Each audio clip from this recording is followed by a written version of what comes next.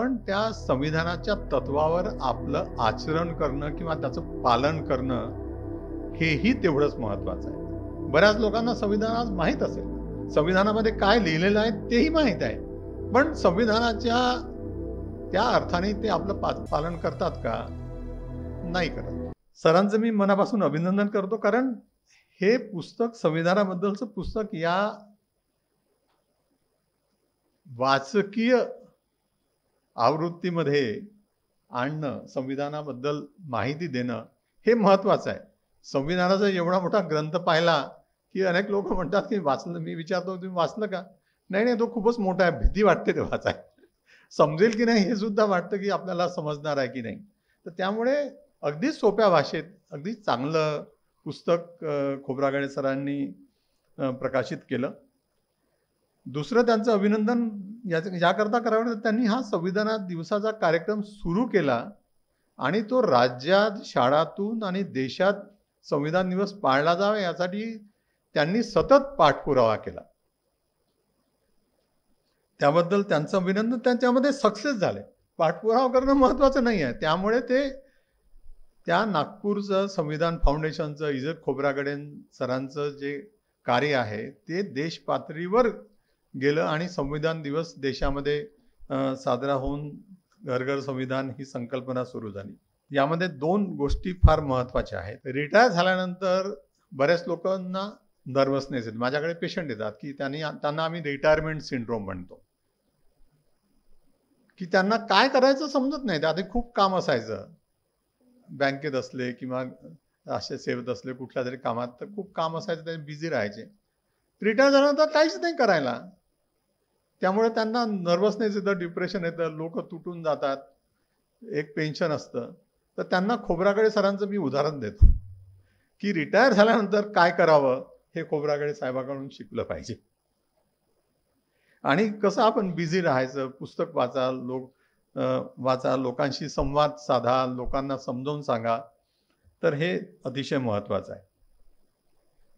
Bipin Kumar sir आता गेले, पण मागच्या वेळेस लोकसभा इलेक्शनच्या आधी बिपिन कुमार सरांनी कस्तुरचंद पार्कवर, तेव्हा महामुनी सर कदाचित नसतील, पण इतर बाकी लोक होते, अभिषेक चौधरी होते आणि आणखी जिल्हा परिषद दुसरे CEO होते.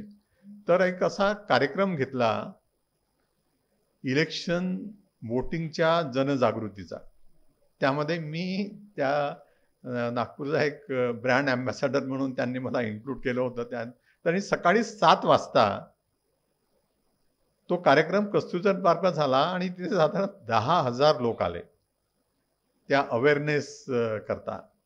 आणि तो एक वर्ल्ड रेकॉर्ड झाला. त्याचं ते गिनीज बुक ऑफ वर्ल्ड रेकॉर्डमध्ये त्यांचं ते नाव गेलं नागपूरचं, की नागपूर शहरामध्ये इतक्या लोकांना घेऊन हा जनजागृतीचा कार्यक्रम झाला. तर मला वाटतं खोब्रागडे सरांनी चांगल्या लोकांना, महामुनी साहेब, बिपिन कुमार साहेब, या लोकांना बोलावून असा काही कार्यक्रम करून संविधानाचं, जनजागृतीचं काही करता येईल का याबद्दल विचार करणं मला वाटते आवश्यक आहे. आणि त्यांनी जर मनावर घेतलं तर अशा प्रकारचा कार्यक्रम, एक वर्ल्ड रेकॉर्ड एका दिवशी जनजागृतीचा आपल्याला करता येऊ शकतो. आणि जसं खोब्रागडे सरांनी सांगितलं की त्यांनी गडचिरोलीमधून सुरुवात केली. मी गडचिरोली जिल्ह्यामध्ये 2 महिन्यापूर्वी फेब्रुवारीमध्ये एका कार्यक्रमाला गेलो होतो. आणि ते आम्ही आपल्या आरोग्यासाठी, माझे मित्र आहेत डॉक्टर सतीश गोगुलवार, त्यांची संस्था आहे आम्ही आपल्या आरोग्यासाठी, त्यांचा वर्धापन दिवस होता.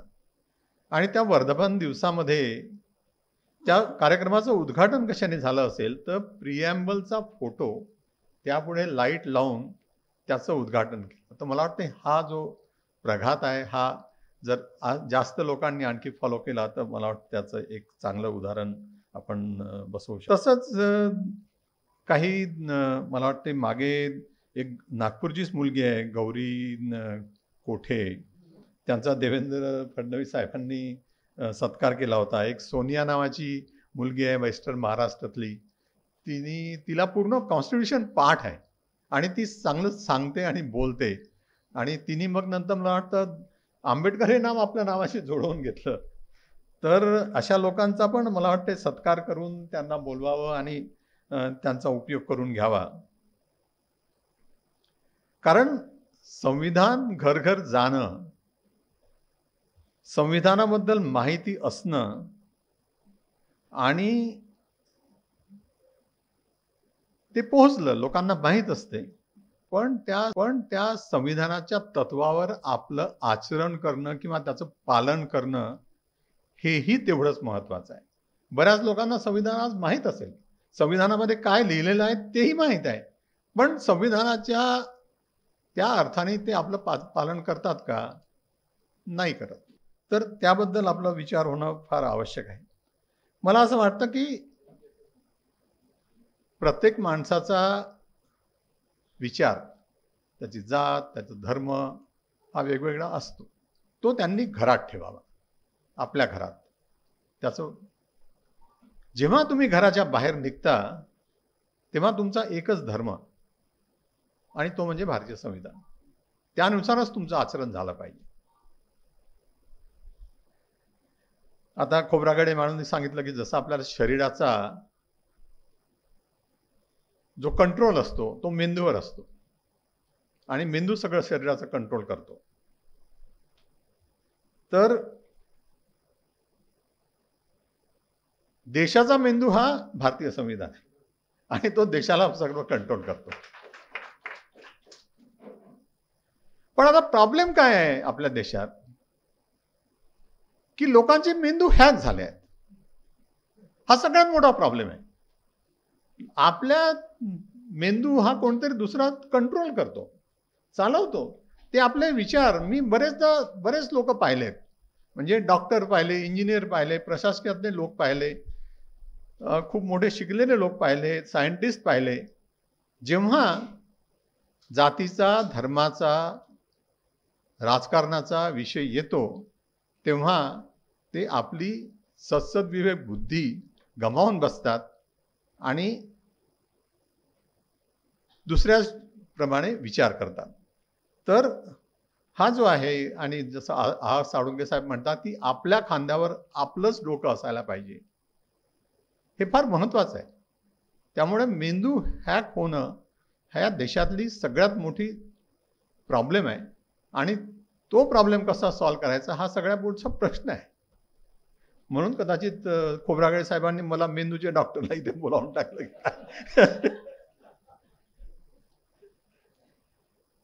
कारण माझा जरी संविधान समज नसला तरी संविधान रॅली जी निघते अण्णाभाऊ साठे चौकातून, त्या दरवर्षी मी संविधान रॅलीला हजर असतो. आणि अण्णाभाऊ साठे चौकातून निघते तर अण्णाभाऊ साठे साहेबाबद्दल एक सांगायचं की अण्णाभाऊ साठे हे फक्त 1.5 दिवस शाळेत गेले. ते शाळेत त्यांचं शालेय शिक्षण झालं नाही. 1.5 दिवसानंतर त्यांनी शाळा सोडली. परंतु ते लोकशाहीर आहेत आणि संयुक्त महाराष्ट्राच्या चळवळीमध्ये त्यांचं एवढं योगदान आहे की ते गावगाव जाऊन त्यांनी लोकांचं प्रबोधन केलं, लोकांना चेतवलं, एक क्रांती केली. तसेच आपले संभाजी भगत लोकशाहीर आहेत आणि तेही पण बऱ्याच ठिकाणी संविधानाची पाठशाळा करतात. तर आपण जे सांगतो किंवा भाषणं देतो किंवा शाळेतल्या मुलांना सांगतो ते समजण्यापेक्षा पथनाट्य, हे शाहीर, लोकशाहिरांच्या गीतातून किंवा ह्याच्यातून जर संविधानाबद्दल माहिती पोहोचवण्यात आली शाळांमध्ये तर आणखीच जास्त चांगलं होईल असं मला वाटतं. दुसरं, शाळेतल्या मुलांना आपण डिबेट कॉम्पिटिशन, इलॉक्युशन कॉम्पिटिशन ह्या देऊन, म्हणजे मुलं वाचतील, मग अभ्यास करतील.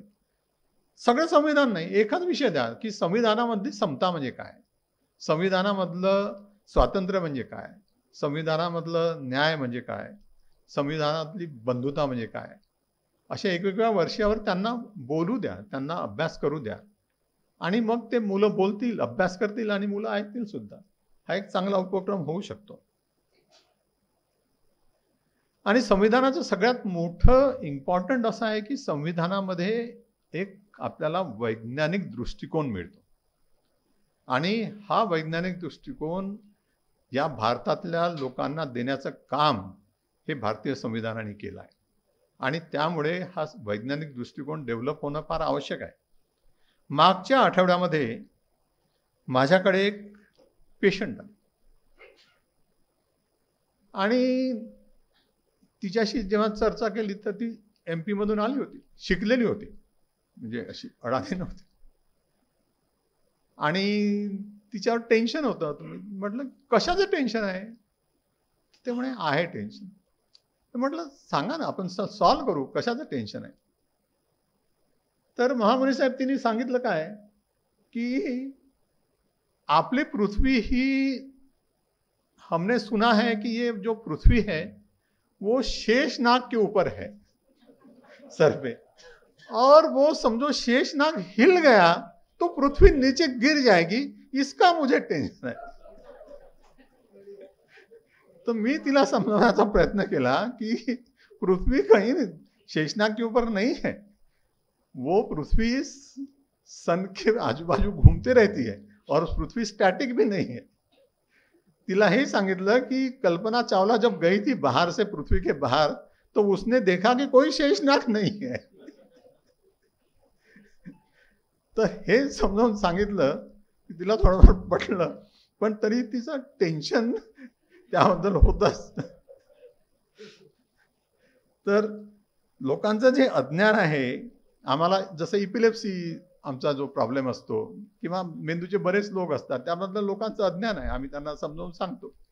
तरी 80% असं लोकांना वाटतं की मिरगी हा मेंदूचा रोग नाही आहे, हे देव दूत किंवा देवी कोपलीत, बाबा अमुक कोपलेत, याच्यामुळे काहीतरी जादूटोणा झाला म्हणून मिरगीचे अटॅक येतात.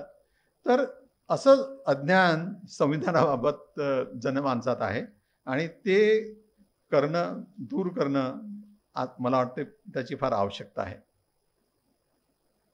काही काही वेळेला अनवधानाने काही चुका होतात.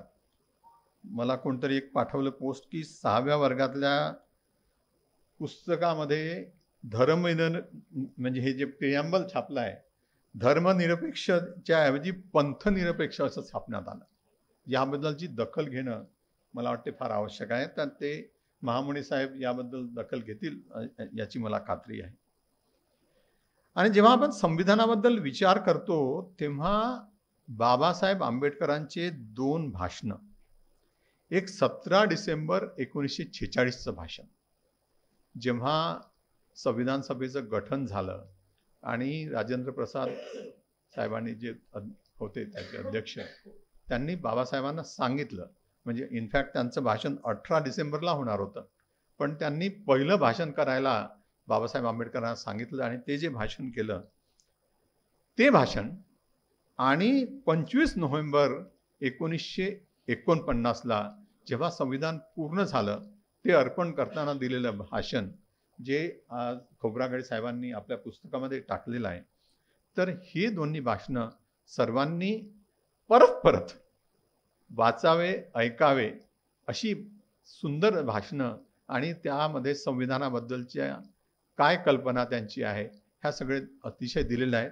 आणि बाबासाहेबांनी तेव्हा शंका पण व्यक्त केली की संविधानाच्या बाबतीत की आपल्या देशामध्ये लोकशाही टिकेल का, ही शंका तेव्हा बाबासाहेबांनी 1949 मध्ये बोलून दाखवली. आणि त्यांनी सामाजिक विषमता आणि आर्थिक विषमता याची उदाहरणं देऊन की हे सामाजिक विषमता कशी दूर करता येईल, आर्थिक विषमता कशी दूर करता येईल. आता आर्थिक विषमता दूर करायचं दूर राहून या देशातले गरीब लोक हे दिवसेंदिवस जास्त गरीब होत आहेत आणि मुठभर श्रीमंत लोक हे जास्तीत जास्त श्रीमंत होत आहेत आणि ही दरी ही आहे वाढत आहे आर्थिक विषमतेची. हा अतिशय चिंतेचा विषय आहे. तर तेव्हा बाबासाहेब आंबेडकरांनी सांगितलं की सामाजिक लोकशाही ही राजकीय लोकशाहीचा आधार आहे, आधारस्तंभ, आणि ते फार महत्त्वाचं आहे. तर त्याकरता सामाजिक आणि आर्थिक समता कशी आणता येईल, आणि तसंच बाबासाहेबांनी देशामध्ये सांगितलं की हा 2 बाबीचा जो अभाव आहे, समता आणि बंधुता, आणि देश हा जाती धर्मामध्ये, जातीमध्ये जो आपण विभागला गेलेला आहे आणि तिरस्काराची भावना लोकांमध्ये आहे, तर ती चेंज करून आपल्याला बंधुता कशी स्थापन करता येईल हा सगळ्या आपल्या सगळ्या देशातल्या लोकांपुढे आजच्या घटकेला चॅलेंज आहे. आणि त्या दृष्टीनं म्हणून संविधान हे नुसतं घर पोहोचवणं महत्त्वाचं नाही आहे, पण ते लोकांना समजणं आणि ते आचरणात आणणं हे अतिशय महत्त्वाचं आहे असं मला या प्रसंगी सांगावंसं वाटतं. तर मला वाटते हा संविधानाचा जो जागराचा जनजागृतीचा हा जो प्रकल्प आहे तो आणखी तेजानं, आणखी जास्त ताकदीनं, आणखी व्यापक प्रमाणात आपण कसा लोकांपर्यंत नेऊ शकतो आणि त्या संविधानाबद्दल, कारण ह्या संविधानाच्या जनजागृतीतून आपल्याला देश बांधणीचं काम करायचं आहे. तर देश बांधणी करता संविधान लोकांपर्यंत नेणं आवश्यक आहे. त्याशिवाय आपण विश्वगुरु किंवा जगाचं जे जगामधली ताकद ती होऊ शकत नाही. ते जोपर्यंत संविधान आणि या देशातले लोक त्याचं फॉलो करतील तेव्हा देश आपला जागतिक खरा ताकदवर होईल.